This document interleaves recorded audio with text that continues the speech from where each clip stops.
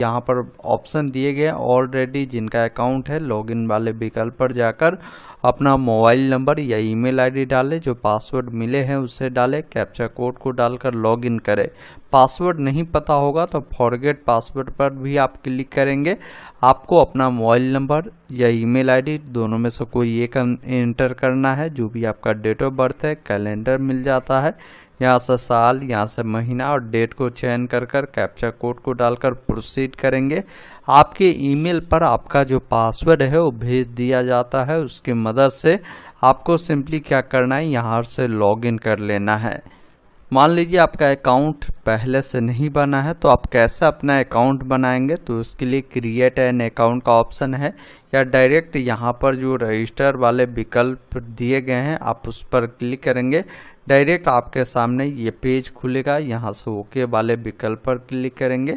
आपका नेशनलिटी यहाँ से आपको इंडियन चयन कर लेना है। नीचे आना है, पर्सनल इन्फॉर्मेशन पूछा गया है तो जो भी जानकारी फिल करेंगे मैट्रिक के जो भी आपके पास सर्टिफिकेट होगा उसके अकॉर्डिंग ही भरेंगे। जैसे आपका पूरा नाम जो भी होगा आप अपना पूरा नाम लिखेंगे, उसी नाम को दोबारा डालेंगे। साथ में अगर आपने कभी नाम चेंज किया है तो यस करें, अन्यथा नो वाले विकल्प पर क्लिक करें। डेट ऑफ बर्थ 10 के सर्टिफिकेट पर जिस भी अकॉर्डिंग हो यहाँ से कैलेंडर मिलता है। सबसे पहले जो भी साल हो, जो भी आपकी महीना हो, आप यहाँ से इसको बढ़ा घटा सकते हैं और जो भी डेट होगा इस प्रकार चयन करेंगे तो वो सिलेक्शन हो जाएगा। उसी चीज़ को दोबारा से आपको यहाँ से डालना है।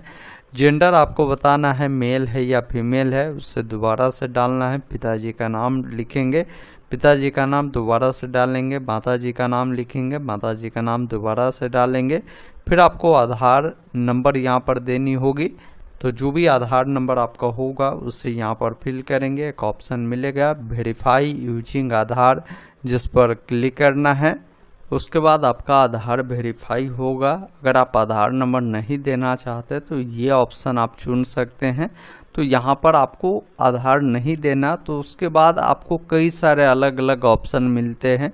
इनमें से कोई एक डॉक्यूमेंट को आप चयन कर आप आगे बढ़ सकते हैं, लेकिन आधार नंबर आपके पास है तो उसे हर हाल में दीजिएगा। बाकी आप अपना ईमेल आईडी डालेंगे, जनरेट ईमेल ओटीपी पे क्लिक करेंगे तो ईमेल पर ओटीपी आएगा, उसे डालकर वेरीफाई करेंगे। मोबाइल नंबर देंगे, उस पर भी ओटीपी अनवाएंगे, उससे वेरीफाई करेंगे। फिर यहाँ पर आपको पासवर्ड क्रिएट करना होगा, जिसमें आपको एबीसीडी का बड़ा अक्षर, छोटा अक्षर, सिंबल, अंक आपको उपयोग करना है। उसे पासवर्ड को दोबारा डालना है।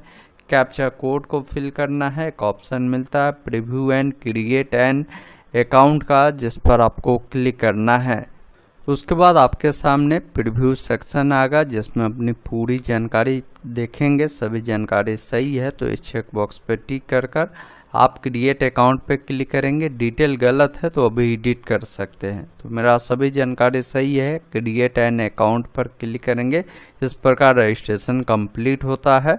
अब आपको लॉगिन करने के लिए पुनः आपको वही मोबाइल नंबर या ईमेल आईडी जो अभी फॉर्म भरने में दिया है, जो पासवर्ड आपने क्रिएट किया है उसे फिल करेंगे। कैप्चा कोड को डालेंगे, लॉगिन वाले विकल्प पर क्लिक करेंगे। उसके बाद देखेंगे इस प्रकार आपके सामने एक पॉपअप चलता हुआ देखने को मिलेगा एनटीपीसी भर्ती को लेकर, जो ग्रेजुएशन लेवल का है।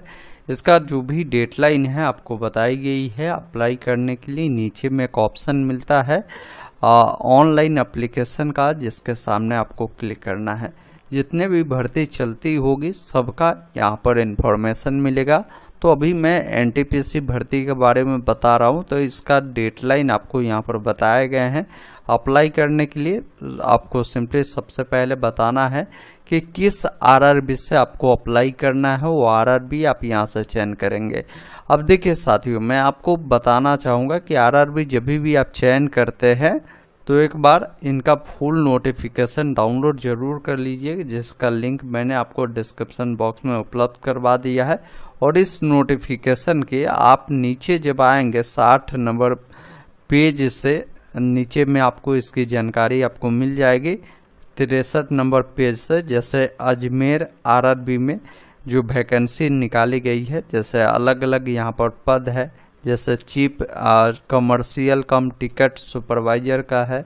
इसमें देखेंगे टोटल कितने भर्ती है वो भी जानकारी देख पाएंगे, किस कैटेगरी के लिए कितने रखी गई है वो सभी जानकारी आप देख पाएंगे। इसके अलावा आपको अन्य आरआरबी देखना है, जैसे बेंगलुरु का देखना है तो बेंगलुरु में किस पद के लिए किस कैटेगरी में कितनी भर्ती है वो देख पाएंगे, भोपाल का देख पाएंगे। तो हर आरआरबी की जानकारी आपको नोटिफिकेशन में 63 नंबर पेज के नीचे से आपको मिलना शुरू हो जाएगा। तो अप्लाई करने से पहले मैं आप सभी को कहना चाहूँगा कि एक बार ज़रूर देख लीजिए कि कहाँ से आपको अप्लाई करना है, भर्ती कहाँ कितनी है, वो सारी जानकारी मिले, आपको समझ में आ पाए और वही आरआरबी आप यहाँ से चयन करें जहाँ से आपको अप्लाई करना है। उसके बाद यहाँ से डिक्लेयर करना है और एक ऑप्शन नेक्स्ट का मिलेगा जिस पर आपको क्लिक करना है। उसके बाद यहाँ पर देखेंगे आपका पर्सनल डिटेल आता है जिसमें आपकी लगभग जानकारी यहाँ पर फिलअप रहेगी।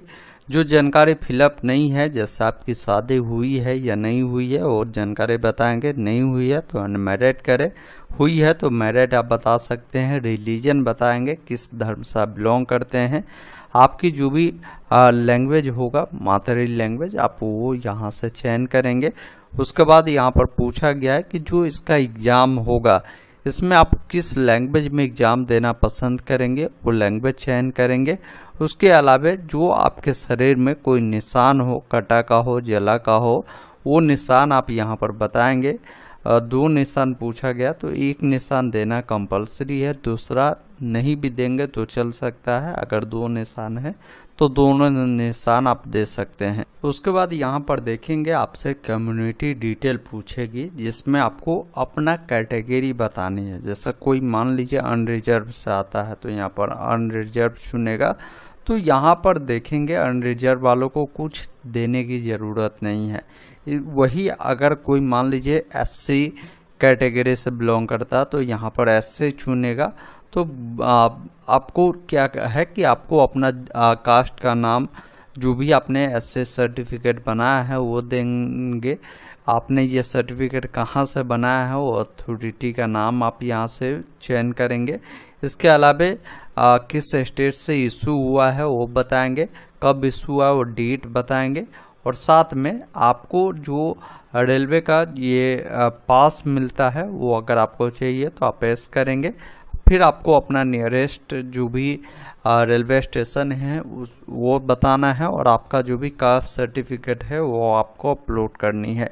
वही कोई मान लीजिए ओबीसी वाले हैं या ईडब्ल्यूएस वाले हैं तो जब आप इससे चुनेंगे, जैसे मैंने ओबीसी चुना तो बोलेगा कि आप एनसीएल से बिलोंग करते हैं। ओबीसी एनसीएल में वो कैंडिडेट आता है जिनकी पारिवारिक आय 8 लाख रुपए से कम होती है तो आप एनसीएल के तहत आते हैं, आप यहाँ से यस करेंगे। अगर इससे अधिक है तो आप यहाँ पर नो करेंगे। अब एनसीएल से बिलोंग करेंगे तो एनसीएल सर्टिफिकेट आपका सेंट्रल लेवल का बना होना जरूरी है, ये ध्यान रखिएगा। तो जो भी सर्टिफिकेट आपने बनाया है वो सर्टिफिकेट नंबर, साथ में अथॉरिटी का नाम, कहाँ से बना है, कब बना है, वो डेट आप यहाँ से चयन करेंगे। वही कोई ईडब्ल्यूएस वाले होंगे तो ईडब्ल्यूएस चुनेंगे तो आपको भी ईडब्ल्यूएस सर्टिफिकेट सेंट्रल लेवल का ही होनी चाहिए और वही जानकारी आप यहाँ से फिल आउट कीजिएगा, ये ध्यान रखिएगा, अन्यथा फॉर्म आगे चलकर आपकी मिस्टेक हो जाएगी, फिर आपको दिक्कत हो जाएगा। तो इस प्रकार ये जानकारी आपको फिल करना है।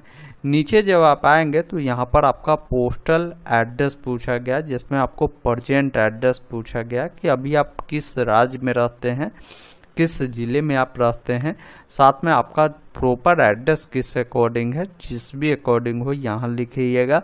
विलेज, टाउन या सिटी का नाम लिखिएगा, पिन कोड डालिएगा।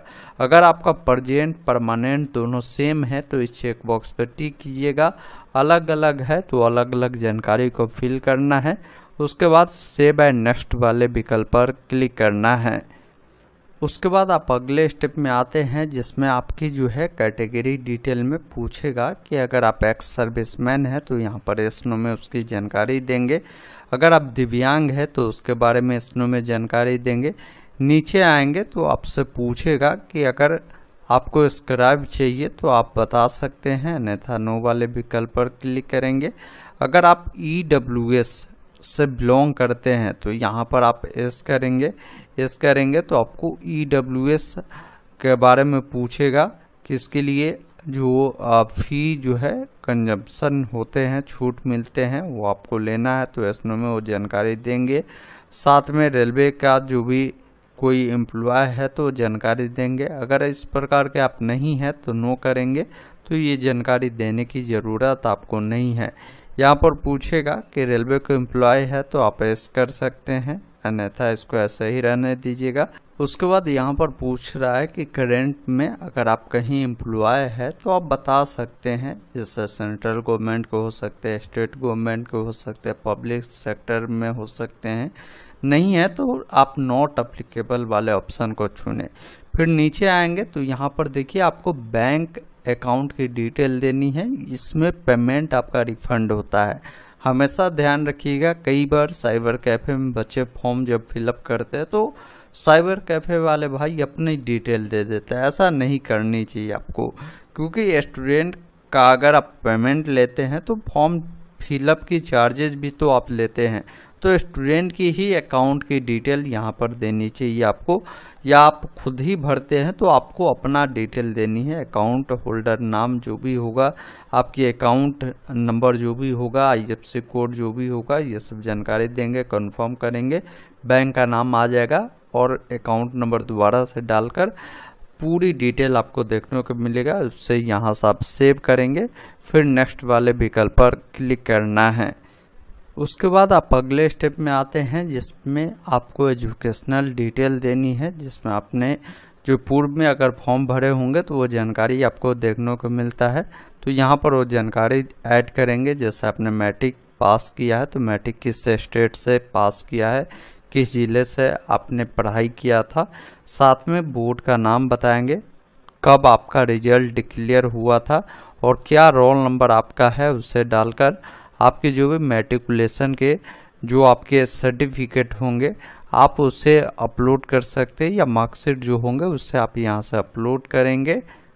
इस प्रकार आपकी मैट्रिक की जानकारी ऐड होगी। फिर इसी अकॉर्डिंग आपकी जो बैचलर डिग्री होगी उसकी जानकारी ऐड करनी है। आप इस पर क्लिक करेंगे, जिसमें क्वालिफिकेशन में बैचलर डिग्री चयन करेंगे। डिसिप्लिन में आपको बैचलर डिग्री चुनना है। आपका सब स्ट्रीम जो भी होगा आप यहाँ पर बताएंगे।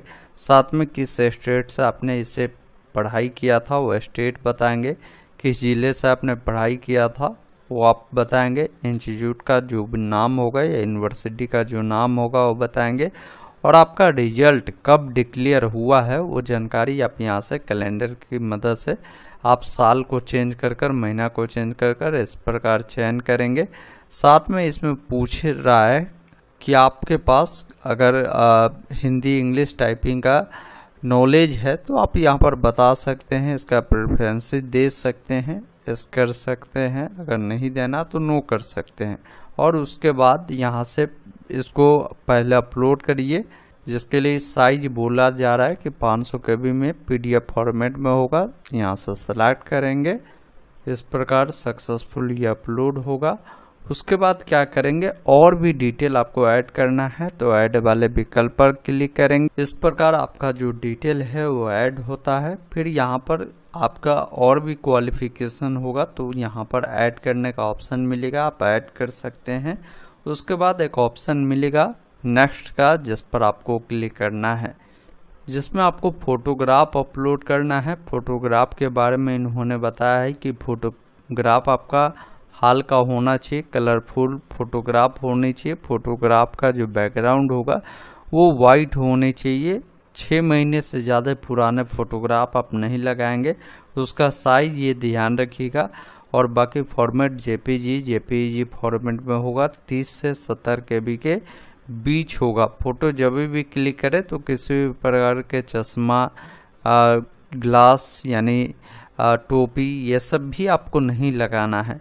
तो यहाँ से कुछ इन्होंने सिंपल भी बताया है। जब इस पर क्लिक करेंगे तो इस प्रकार का फ़ोटो ये एक्सेप्ट नहीं करेंगे, इस प्रकार का फ़ोटो आपका एक्सेप्टेबल रहेगा, वो देख लेंगे। फोटोग्राफ को यहाँ से आपको अपलोड करना है। फिर नीचे आना है, सिग्नेचर जो भी होगा उसे अपलोड करना है। उसका भी गाइडलाइन दिए गए कि वाइट पेपर पर आपको ब्लू या ब्लैक इंक पेन से जो है सिग्नेचर करनी है। साइज 30 से 70 के भी रखना है। उसके बाद एक ऑप्शन मिलेगा सेव का, सेव करेंगे, फिर नेक्स्ट वाले विकल्प पर क्लिक करेंगे। उसके बाद आपने जो भी डिटेल दिया होगा उस डिटेल के अकॉर्डिंग आपके सामने जो भी पोस्ट खुलेगा जिसके लिए आप एलिजिबल होंगे वो पोस्ट को आपको चयन करना है। जैसे हमारे केस में यहाँ पर 3 पोस्ट बता रहा है कि आप इसके लिए अप्लीकेबल है, तो आपको जो पोस्ट के लिए अप्लाई करना है 1 नंबर में जिसको भी रखना है आप उसे रखेंगे। जैसे हमको जो है चीफ कमर्शियल कम टिकट सुपरवाइजर को 1 नंबर में रखना है, तो एक पहले प्लस पर उसको क्लिक करेंगे। फिर हमको जो रखना है सीनियर कलर कम टाइपिस्ट का रखना है, तो मैं इसको चयन किया हूँ और फिर थर्ड में इसको हमको देना है। तो इस प्रकार आपका पोस्ट प्रेफरेंस ऐड होता है। फिर सिंपली इस चेक बॉक्स पे आपको टिक करना है। नीचे आपको आना है, यहाँ पर पैलेस लिखना है जहाँ से फॉर्म भरते हैं। उसके बाद इससे सेव करेंगे और एक ऑप्शन मिलता है प्रीव्यू एप्लीकेशन का, जिस पर क्लिक करना है। अब जैसे ही प्रीव्यू पे क्लिक करेंगे आपकी तमाम जानकारी यहाँ पर देखने को मिलता है। सभी जानकारी आपका सही है तो यहाँ से सबमिट करें। कोई जानकारी गलत है तो आप यहाँ से चेक बॉक्स पे टिक कर उसे एडिट भी कर सकते हैं। मेरा सभी जानकारी सही है, चेक बॉक्स पे टिक कर सबमिट वाले विकल्प पर क्लिक करेंगे। अब आपको पेमेंट करने के लिए बोलेगा, आप यहाँ से सबमिट करेंगे। जैसे ही सबमिट करेंगे तो आपका जो भी पेमेंट लगेगा वो पेमेंट दिखाएगा। पेमेंट करने के लिए पे विथ रोजर पे का जो ऑप्शन मिलता है जिस पर आपको क्लिक करना है। अब पेमेंट के गेटवे आपको खुलेगा। पेमेंट आप किस माध्यम से करना चाहते हैं, तो चलिए हम यूपीआई से करना है तो यूपीआई को चुना है। अब क्यूआर कोड को हम चाहते हैं स्कैन कर करना, तो आप उस पर क्लिक कर कंटिन्यू करेंगे। आपके सामने क्यूआर कोड जनरेट होगा। इसको किसी भी यूपीआई ऐप से स्कैन कर पेमेंट को करेंगे। पेमेंट पूरा होने के बाद थोड़ा सा वेट करेंगे। उसके बाद आपको इसका प्रिंट ले लेना है या इसके डैशबोर्ड पे आएंगे तो एप्लीकेशन हिस्ट्री में आपको यहाँ पर उसका प्रिंट लेने का ऑप्शन मिलेगा। आप यहाँ पर व्यू एप्लीकेशन पर क्लिक कर उसका प्रिंट निकाल कर अपने पास सुरक्षित रख लेंगे।